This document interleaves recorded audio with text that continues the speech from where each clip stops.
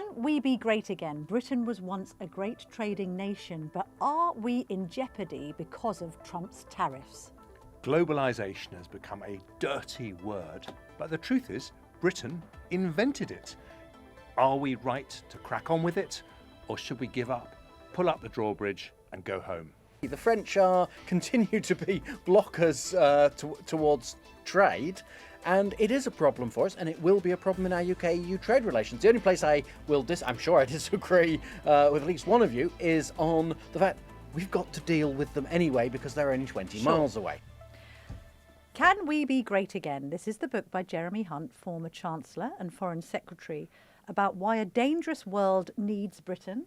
Hello, Jeremy, once again. Hi, Camilla. This is a series of podcasts we're recording for the Daily Tea, channeling your optimism when it comes to the UK's role in the world. Why write the book? Well, because I think we are suffering from this pervasive negativity and declinism, which is just out of kilter with our actual position in the world. And if you compare us to the glory days of the British Empire, when a quarter of the globe was pink, of course we are a smaller power than then. But actually that's not the right comparison. The comparison is, how do we stack up today? And actually we remain one of the most powerful countries in the world when it comes to the big global issues that we face. And one of them is around trade, because trade has been the most powerful engine of prosperity the human race has ever known. And we have an American president, leader of the most powerful democracy, who doesn't believe in it. And that's why I have a whole chapter on free trade. And I think the subtext of this is actually something that is more interesting than the sort of techie details that economists like to talk about with trade. It is actually how we're going to make something of our post-Brexit future, because we do now have autonomy when it comes to trade. That gives us choice. And if we choose to be a free trading country, I think that opens enormous opportunities. If we take the wrong decisions, then I don't say we're going to reverse Brexit, but we will end up eroding it by the back door. All right, so we have got the perfect guests to discuss the future of trade in the UK and beyond. Dan Hannan, former MEP, founding president of the Institute for Free Trade and an advisor to the Board of Trade, and David Henig, director of the UK Trade Policy Project at the European Centre for International Political Economy. Now, let's just get something established between you two, because you've had some Brexit beef in the past. Are we friends now? Did you disagree about post-Brexit trade? Oh, we disagreed, yes. I mean, we were in the same year at university. We've known each other for a long time. But I rather feel that David incarnated what Jeremy was just talking about. People who couldn't bring themselves to see any good coming out of Brexit. And I particularly thought, and David was by no means unusual in this, there were a lot of people doing it, to see people who were natural internationalists and natural free traders adopting really very Trumpy, nativist, protectionist positions over things like the Australia and New Zealand deals. Oh, it's going to wipe out our farmers, we're going to be undercut by all these cheap imports. I felt that was fundamentally not about trade, it was about a lingering resentment of Brexit. And that attitude, I think, skewed our readiness to take advantage of some of the opportunities that Jeremy was just talking about. I must let you respond to that, David. My feeling is that I am quite happy to take the opportunities of the UK not being part of the EU anymore, but we haven't taken them in a very good way. I have quite an objection to the way that we focused on the economy. We're not. We focused on trying to be a goods economy. We weren't actually following what the market was saying the UK was. We did a lousy trade deal with Australia because we were a bit too desperate. The UK is a place that people do want to do business. So I'm marginally on Jeremy's side of being relatively optimistic about this. I just don't feel that we have found the trade policy since Brexit that we actually should have, that will allow us to strengthen. Well, I must admit I'm a little bit disappointed post-Brexit, even as a leaver, because we were promised great things.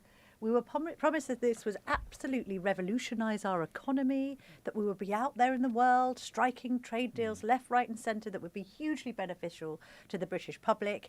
And let's be honest, and this is one of the reasons why people are now having regrets, not me, I'm quite happy with Brexit. But let's be honest, we haven't maximised on those opportunities. This was, I'm afraid, I keep on pointing it back to a fault of the Conservative government. Well, we are trying not to look back too Well, much, could Camilla, we in these just look podcasts. back a little bit? But I'm the first to admit that we didn't do everything we could have. And I think in Boris Johnson's defence, because he was Prime Minister for half of the last Parliament, we did have the pandemic, which was a kind of huge, big break in our ability to really do these big international deals. But I think the truth is that there was some confusion, some hesitation, and interestingly, I think that Keir Starmer, now in power, the person who really wanted to reverse Brexit more than anyone in Parliament at the moment, is actually coming to understand there are some benefits to being outside the EU, as we've seen with the very limited but nonetheless significant deal that we've signed with the United States. And I think the other area, and I'd be the first to admit that, you know, in the Brexit debates, when I actually voted to remain, although I've always believed we can make a great success of Brexit, and that's what I want us to do now, I think the thing that people like me didn't understand was the opportunity in Brexit was to be able to set our own regulations when it comes to the industries of the future. And it turns out that that's the reason we can really be optimistic about this country when it comes to life sciences, with a centre in Europe for medicine discovery and manufacturing around, not manufacturing, but discovery around Cambridge. We have the largest tech sector in Europe. We are the largest film industry. That's now an offshoot of the tech sector. And the regulations around those industries of the future are the way that you attract business. It's how Nigel Lawson turned the City of London into the world's second largest financial centre after Big Bang. That was a regulatory upheaval. And that really is now our opportunity. So I think it's, yes, signing trade deals where we can to break down barriers, but also being really smart about things like AI regulation. That will be the thing that funds the NHS in 20 years' time. I just want to defend Jeremy's consistency on this, especially for those Brexiteer listeners who are saying, oh, he's one of those blobsters, he's only saying it, you know. In the run-up to the vote, in fact, very briefly before the vote, as Jeremy will remember, he was kind enough to invite me to his AGM in Surrey and to give a spiel for why to vote leave, which he didn't need to do. And I remember you said afterwards, look, I don't disagree with anything that Hannan has just said about the lack of democracy and the money and all that. My worry is about the short-term disruption, and can we, is it worth these long-term gains if we're going to have this short-term pain? And then 18 months later, you very honestly said, well, actually, we didn't really have any of that short-term pain. The predictions that were made by the OBR, the Treasury, the Bank of England, the OECD, and so on about the recession that would follow on immediately after a leave vote have not materialized. So you've been very consistent about this. On the issue of have we taken advantage of the opportunities, as you correctly say, Camilla, we've been incredibly and disappointingly slow, both in terms of domestic deregulation and in terms of international trade. And I think the reason for this is that we're a change-averse species, and liberalisation is always unpopular when polled in isolation. It's always much easier to frighten people about the negatives than it is to enthuse people about the positives, especially when you're doing something counterintuitive like lowering barriers. So protectionism polls well in every age and every nation because it sounds like common sense. It rests on a series of assertions that are intuitive. Oh, we can't carry on with a trade deficit like this. Oh, we need to grow our own food. Oh, we need to protect strategic industries. We can't compete with slave wage economies. Always elicits a round of applause. And yet all of those things, when translated into policy, make a country needlessly poorer. And so in order to take advantage of these trade deals, we need governments that are prepared to sustain some short-term unpopularity in pursuit of long-term prosperity. And I think that was a real indictment of the previous Conservative government. I have to say, I was very disappointed by the reaction of the opposition when we signed, or when Labour signed the India deal, which is the most ambitious thing India has ever done. I mean, sure, an imperfect deal. Everything in this world is imperfect, but way better than the status quo ante. And yes, the America deal is a stopgap deal, but surely we should all be in favour of getting the comprehensive deal with our single biggest trading partner that both sides are promising. And it would be very sad. I mean, one of the advantages of having a Labour government is that they should be able to do these liberalising things without needing to worry about the opposition playing games. And I think that the Okay. Tories need to police their own Can I standards. come in, because I actually disagree on the regulation point quite strongly, and I actually disagree with why we have not succeeded post-Brexit. Because I have a different view, which is not that we haven't taken advantage of the regulation. I don't think that opportunity is in fact there. It's a global market now. I think the problem is that we don't like our own strengths as a country. I have a deep problem, the fact that we constantly, we want to build up the manufacturing we had 40 years ago. We don't recognise we have a world-class services industry, and we neglect it, and we neglect the people who want to come here, and we're actually rejecting our own free market successes of the past. So I have a very different view, that it's not about regulation. You can make a case that it's both, but I honestly think we need to focus differently as an economy. I actually don't disagree with that. I do think we are skewed to the tops 17% of our economy that is manufacturing based, because again, it is a very human thing to care more about the jobs you remember from childhood. We're all weirdly nostalgic about this. You think of any preschool book or book for young children, it's all full of people who work with steel and or farmers, right? You don't. The one exception, the one sort of free market guy is Bob the Builder. He's always going to be popular in my house. But it is very difficult to. It's very difficult to enthuse people about jobs where it is difficult to see what the job is, right? There's an intangibility to the services industry compared with, not least in light of Trump and J.D. Vance trying to reindustrialise us actually making widgets to sell. What about this as an alternative narrative to why things have gone wrong post-Brexit? It's actually all the French's fault.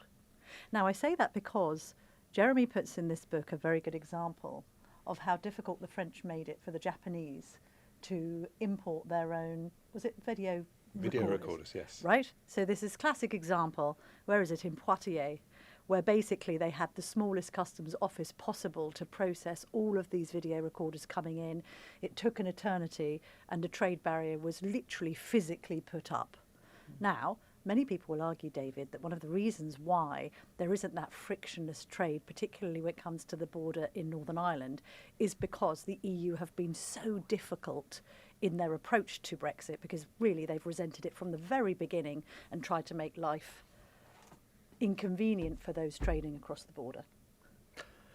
Well, Dan Hannan mentions my angry tweets about UK trade deals. He doesn't mention my angry tweets about the French continually behaving like the French. Oh, so we all agree on the French. So I'm afraid that with, unfortunately, on this particular occasion, I agree. The French continue to be blockers towards trade, and it is a problem for us, and it will be a problem in our UK-EU trade relations. The only place I'm sure I disagree with at least one of you, is on the fact we've got to deal with them anyway because they're only 20 miles away. But I only cite that example because, and excuse my French, plus ça change. Okay, the situation with dealing with the French across that border has been the same since the 1980s, as Jeremy has pointed out. But how about this, David, in the whole war between Leave and Remain that we may as well just restoke here before we move on to more global matters? Isn't it the case that, unfortunately, in light of the election of Donald Trump for a second time, that the EU's protectionism has absolutely been its enemy? It has been shafted by that association across the European continent, and we on the outside have been benefited by the fact that we did vote for Brexit. Well, first of all, I'm not a spokesperson for Remain or for Leave, in fact, because I've never said anything on the subject. You just give me the political dimensions and I'll talk about the trade possibilities. The fact of the matter is that the US has always been a little bit different, a little bit protectionist. It's a continent in its own right. They make a lot more there. The EU has different forces within it. Now, they miss us because we were a balancing force to the French. The French have always been pretty anti-trade. The UK was always pro-trade. Germany in the middle made up its mind 2 or 3 years after the event as to whether it was in favour or against, but broadly would go with us. So the EU is now in that problem, but the EU has to be globally competitive. We all have to be globally competitive. In a way, I'm afraid I find the argument rather sterile. We actually need the EU to be a success, ideally, because we are still going to trade a lot. We want to sell our services to the EU. Not according to Jeremy. He wants trans-Pacific partnerships. I want it all. Why should we not have it all? Why should we not trade with the EU and the world? I mean, I think the interesting thing, I just want to go back to something I discovered in the course of researching this book, which is not a technical point of trade policy, but just one of the most extraordinary things that the UK did. In 1846, we became the first country ever to unilaterally remove all our trade barriers. And that lasted right the way through till 1931, and it presaged a period when Britain economically dominated the world. And I just want to go back to something that David said right at the start about the fact that we underplay our tremendous success in services.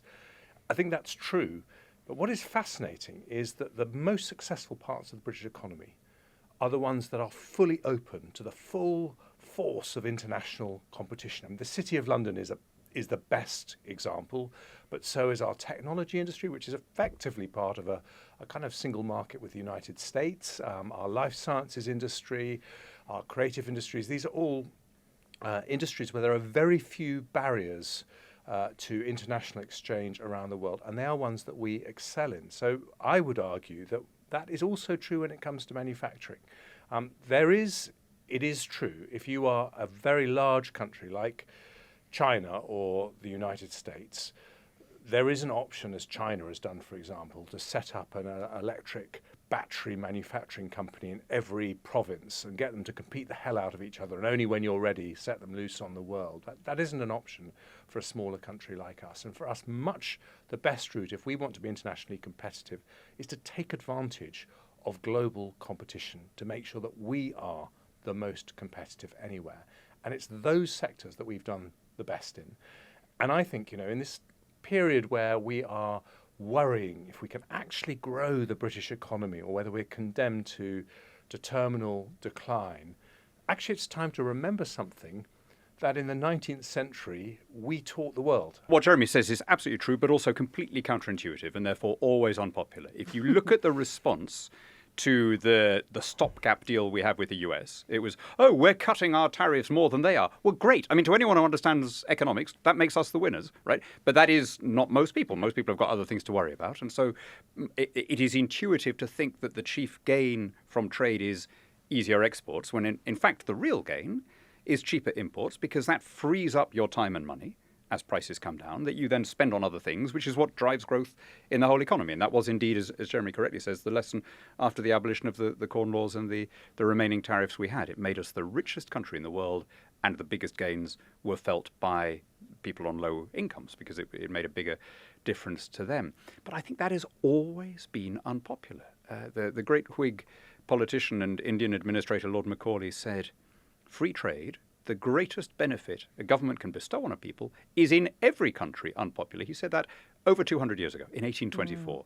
True then, true in 1924, true in 2024, and true in every year in between. And I think this actually is an opportunity for us, because the rest of the world is going at the moment in a protectionist direction. Every year since I think about 2009, there have been more trade barriers erected than taken down. And that's very unusual in peacetime. It's happening in Washington, it's happening in Brussels, it's happening in Beijing. We do have an opportunity to recall our historic mission as the country that led by example, that opened its markets. And I have to say, very disappointed by the slowness of politicians and officials to do this. They cave in to easy short-term headlines rather than saying, look, it's worth actually explaining to people why lowering our exactly as in the 19th century, why lowering our barriers makes everyone richer. Yeah, I mean, David, should trade policy in the UK be tailored towards British consumers or British producers? The inevitability is you have to do a little bit of compromise all round, but we really need to tell the story of trade a whole lot better. To take to this point, and I've always agreed that trade is not inherently popular, and that a few years ago people looked at you mad if you said that. It's turned round now, but we are all gaining phenomenally as consumers from trade. On the other hand, we also see maybe local factory has closed, the decisions of multinationals are affecting our communities.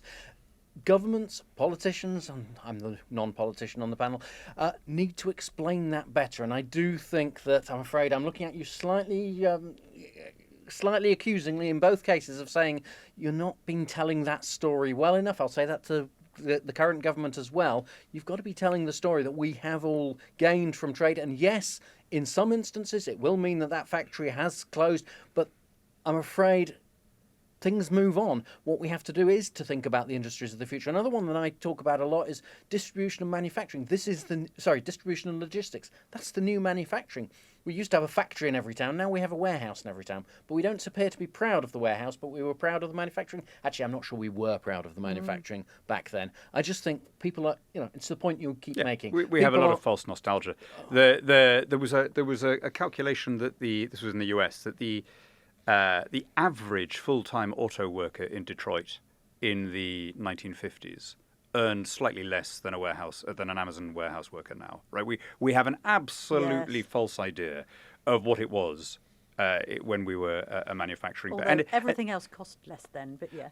Well, okay. I'm not sure it did. Not good. But would people Not really? equivalently to wages. I mean, I think we are just, as a species, prone to a lot of false nostalgia. When people say, "Oh, people were better off 20 years ago. You can afford this and that." I mean, if people actually went back to the beginning of the century, 4 channels on TV and maybe a blockbuster video, and the coffee was awful and there were no cheap flights, and going on holiday meant taking a camera and rolls of film. And I mean, the reason people say that is because they are thinking only about producers and not about themselves as consumers, which we all are.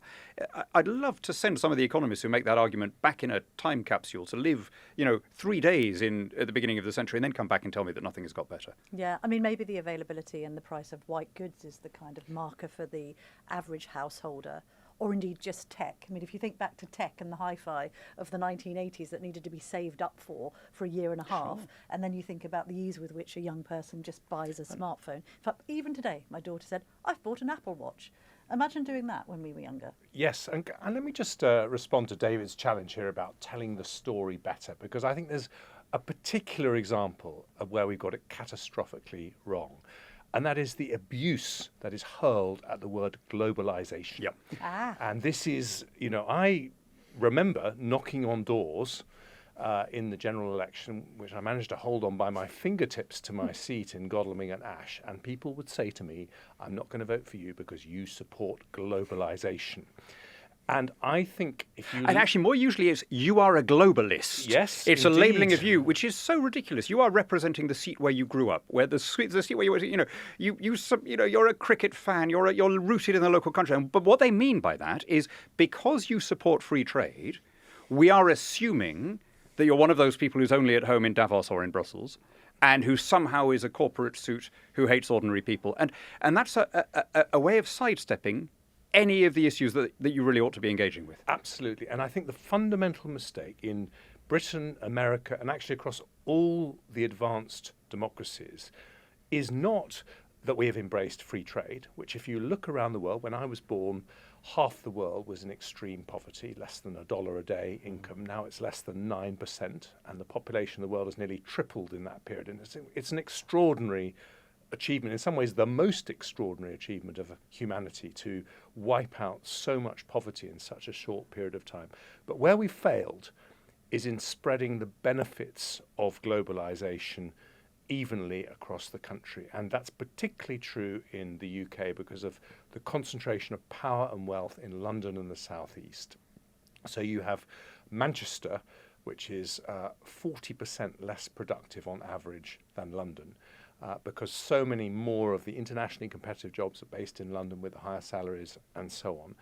And so I think that Trump, for example, is completely learning the wrong lesson about what's gone wrong with globalization. And, the Yale Budget Observatory says that if his tariffs are implemented in full, which thankfully I don't think they are going to be, the average American household will be $3,800 a year worse off every year. Now, for people on low incomes, that is a much bigger deal than people on high incomes that Trump says that he claims that he detests. And so I think the other side to the coin of this debate, if we're going to be champions of the free trade that's been such an engine for prosperity, is how do we do a better job of spreading economic... I'm going But hang on, to challenge your assumption on one thing, Jeremy, which I think a lot of that is just technology. It's not really about globalization. The move from heavy industry to services is a global move and is being driven by invention. And the idea that you can, if somebody has invented a device that allows you to automate a process and puts a lot of people out of work, first of all, those people will find other jobs. That's been the counterintuitive story of all human history, that although every technological advance is met by fear of mass unemployment, things keep getting better. But second, it doesn't matter whether that widget, that new device was invented in your country or someone else's. You can't keep it out. So the question is, given that there is going to be technological change and that some jobs are going to become obsolescent, how do you ease the transition of the people who used to do those jobs into the next thing? And there is absolutely no evidence that protectionism helps them. On the contrary, what you want to be doing is pulling in as much foreign investment as possible so that they can find alternative and, by the way, almost always better and higher paid jobs. But on that point, and you talked about a north-south divide, isn't the divide actually in the UK, and this speaks to your point, David, about whether we are too nostalgic about making things as opposed to selling services, that the divide is actually between cities and towns. And the cities are home to professional classes, the white-collar workers, and therefore they are prosperous. But why you see these towns they might be mining villages in Wales, they might be seaside towns, those populations, I'm sorry, have been generationally left behind because mines were closed down, manufacturing was closed down, nothing replaced them, and those towns now feel like they are desolate with not much of a future. And what worries me a lot is that the narrative that Trump has, that a lot of people have in this country as well, is that we can somehow bring those back to life with the same thing. We need to reimagine those towns. Now, you've got a situation now where almost any production can take place anywhere in the world. Now, that's pretty bad for those places that used to specialise in one product. On the other hand, it's an opportunity as well for places because it means that, well, what could this town be? What could this city be? And some places are doing that quite well, and some places are not doing it that well.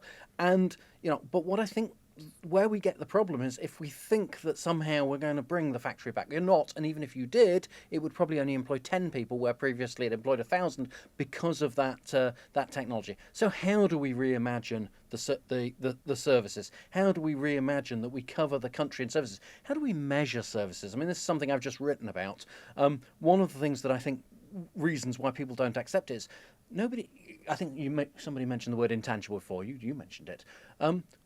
How do we measure if suddenly thousands of people move into, I don't know, a seaside resort that used to be tourism, suddenly 1,000 people move in who are digital content creators, who are probably earning a lot more than people who used to run hotels, let's say, because they're nice places to be, seaside resorts. How do we show that place is a lot more wealthy? I don't think we have the tools. I think we need to develop those tools, and I think that's what we need to do. We need to think about the future economy. I'm only mindful of the fact that the benefits bill has grown by 86 billion. We certainly in the need last to do something decade. about that. So you're saying, Dan, people automatically, or the history suggests that they do progress in life and go on to higher paid jobs. In this country, a lot of people have gone on to benefits. So I had an example in my constituency when I was a Euro MP of exactly what David was just talking about, which was Chatham. There was an old dockyard at Chatham, employed 12,000 people thereabouts at height, closed, I think, in 1984 at exactly the moment when the steel mills and the coal mines were closing around the country. That, of course, was a huge trauma. And I don't want to downplay that for a second. If you've had a secure job as a welder, let's say, and then in your early 40s you suddenly lose your work and the whole structure of your life, and the only work locally in the short term is as a security guard, you're going to be furious. And I used to get this from constituents there, that evil witch Margaret Thatcher, she hated the working class, da-da-da-da. I understand it. I totally buy it. Who wouldn't be furious in that situation?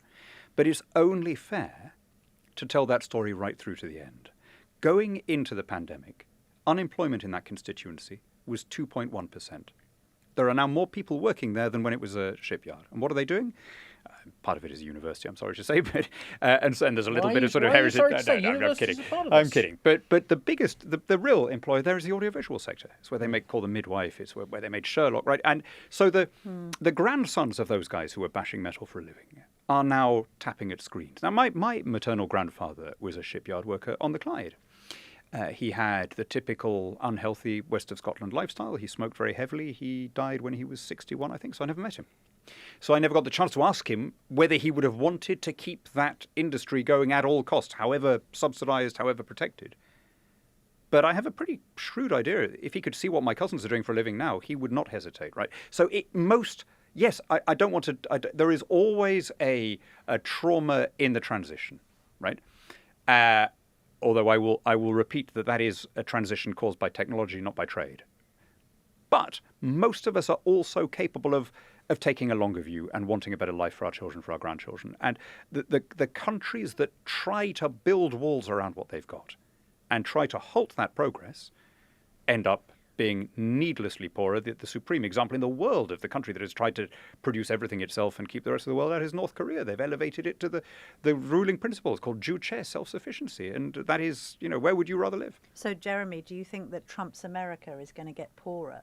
Do you think that this reindustrialization project is going to be successful? What do you think is going to be the effect of his tariff war? I think it'll be negligible, actually, because I think we've seen that the one thing that stops Trump in his tracks is the markets. And the markets, in the end, will not allow him to do the incredibly damaging things that would happen if he really went through with his Liberation Day tariffs. But I think Trump poses a big challenge to the argument that I think Daniel, David and I all agree on, which is that fundamentally free trade is a good thing, which is how do you get support for something that is inherently unpopular? And if you don't take the trouble to do that, you are going to end up with populist leaders who support tariffs. And we need to think much harder about that because, as we can see all over the world, free trade is in retreat because we haven't worked out how to do this. Now, I think there is a left-wing answer, which is redistribution. Redistribute from the south to the north in the UK through the tax system. We know that drags down the economy, ultimately damages wealth creation. It's not an answer. Boris Johnson, to his credit, had a good go with the levelling up agenda. But I think, with the benefit of hindsight, too often that was about bungs from the Treasury for infrastructure projects in the furthest corners of the country, which really had very little ongoing effect. And I'm afraid, I think the new Labour government, it's not a new Labour government actually, it's an old Labour government, but the Labour government that we currently have is actually doing the same thing, with Rachel Reeves going up and announcing £15 billion for northern infrastructure projects.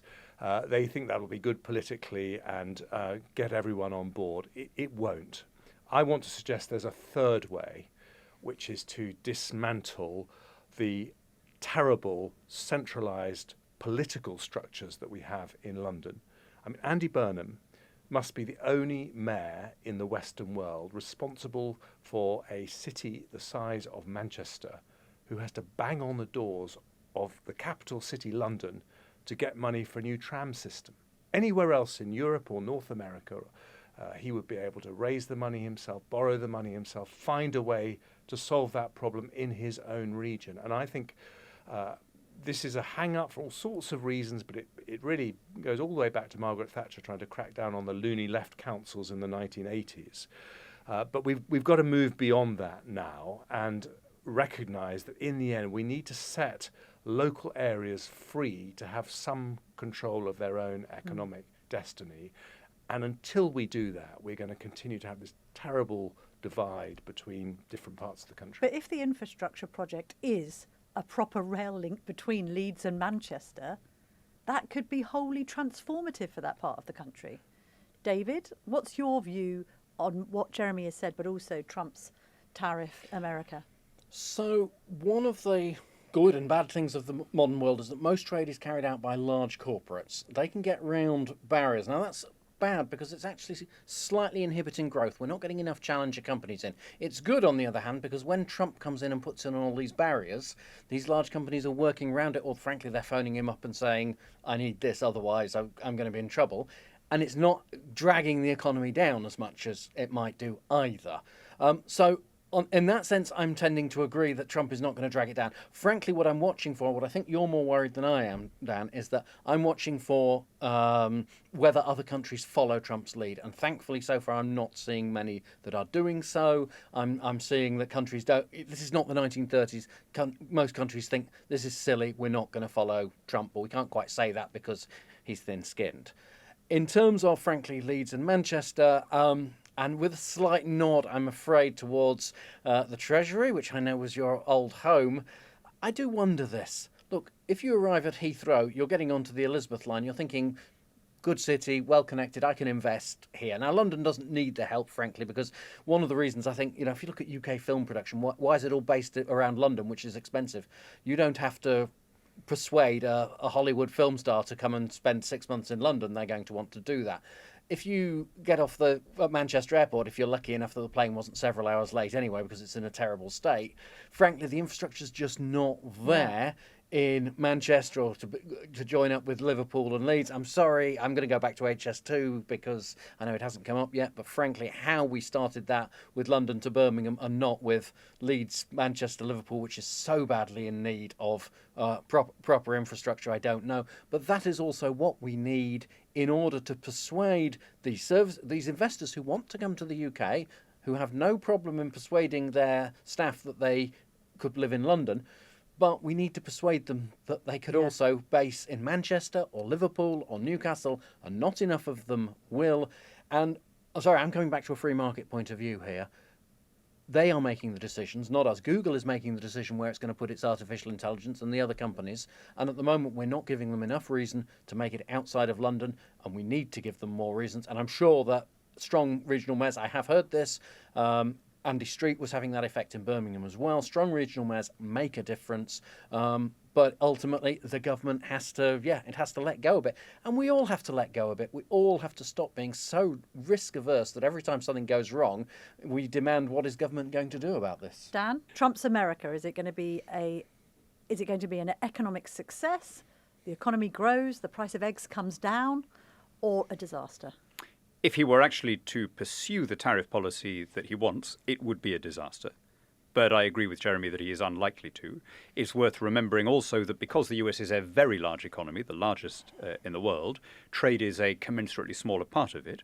So even with a really bad trade policy, you can offset that with a good tax and deregulation policy at home. So I don't think on balance it will be a disaster. I do worry about this country. And to come back to what David was saying about what can governments do, and I think there are some really obvious things that we need to do if we want to attract investment. We need to reduce the price of energy, first of all. Keir Starmer talks about being an AI superpower. AI is about as energy intensive as aluminium production is. So it's impossible to do that while having the most expensive industrial energy in the developed world. We need to cut taxes. We particularly need to cut taxes on investment and on corporates if we want to be competitive. And I think we do need to change the balance of incentives for people. If we have this welfare system where 20,000 people a month 20,000 working age adults are choosing to go onto benefits net, right? I mean, more than are coming off them.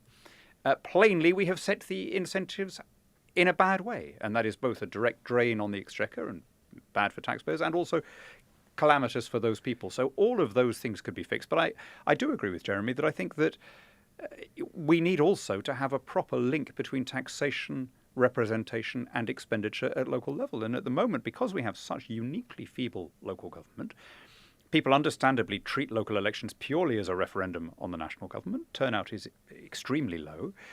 We don't get the highest quality of candidate in the way that we would if there were real powers there. The high quality people stick it for 1 or 2 terms and then say, I can't get anything done here, and they're right to think that. So genuine decentralization, democratization, diffusion of power, I think would be an immense part of lifting the poorer parts of this country. Can I tell you the maddest example of what you just said, Dan, from my time as Chancellor? I became Chancellor in the autumn of 22. And it seems a long time ago, but if you cast your minds back, the thing that people were most terrified of at the time was soaring energy bills. They were already higher than nearly anywhere in Europe, but they were soaring because of the invasion in Ukraine. And I had to introduce an energy price cap that gave people the comfort of knowing that their energy bills over the winter would not go to more than an average of £2,000 a household. And then for the following year, I made it £2,500. And I had to set aside £99 billion in order to make that promise. Can you imagine if we had spent that £99 billion 20 years ago on nuclear power stations, we would have had abundant, cheap energy and we wouldn't have had to worry about that problem. And I think that is Dan is absolutely right to say that being more far-sighted about energy is critical. But I just want to make an optimistic point. We like to end on Yes. Jeremy's optimistic My points. book is an optimistic book, and I am optimistic despite the problems, which I think we're right to be honest about, in terms of getting popular support for one of Britain's greatest ever inventions, going back to Adam Smith and David Ricardo, free trade. The truth is that if all of us had had a crystal ball 6 months ago and we were sitting around this table with Mystic Meg looking into the future, and we'd said not only is Trump going to be elected, but he is going to do this thing which he is going to mistakenly call Liberation Day, and we're going to have tariffs of 145% on China, 70% on Vietnam, 20% on the EU. I think all of us would have thought we are going to have a global trade war, and this is going to turn the clock right back to the 1930s, not a global recession, but a global depression because of what that will unleash. And in fact, what has happened is not that at all. The rest of the world has looked at what Trump has said, noted that America is only responsible for 11% of world trade, and said thanks, but no thanks. And actually, we are seeing more energy into trade deals outside America than we probably had before. And I think the wake-up call for people who do understand the theory of free trade is that we've got to be better at translating the benefits so that ordinary families feel that they are getting a share of the immense wealth that is happening as a result of all this trade. At the moment, they don't, and that's what's allowing room for people who are skeptics to come in. And I think that's really the wake-up call for us. So in a way, things have worked out better than we might have feared, but we haven't solved yet that bigger problem. All right, so Trump has basically engendered in the rest of the world the art of the deal and deal-making. And I think this is a particular responsibility of ours for historical reasons, but also for geographical reasons. We see there are three, if you like, big blocks in the world that are capable of exporting their regulations and that therefore have less interest in interoperability and mutual recognition and more in trying to export their own system. One is the US, one is the EU, and one is China. And then immediately below those three big blocks at the WTO, you have two countries that are big and powerful in negotiations, but that do have an interest in the most open sea lanes possible, and that's us and Japan. And I think we have commensurately a huge responsibility to be steering the world back. And this I think Jeremy put it beautifully when he started. This is what raised us above the run of nations in the first place. It was unilateral free trade. We stopped charging our own poor in order to transfer money to rich and privileged groups which were politically connected in this country. And we can still do it. I want to finish with where you started.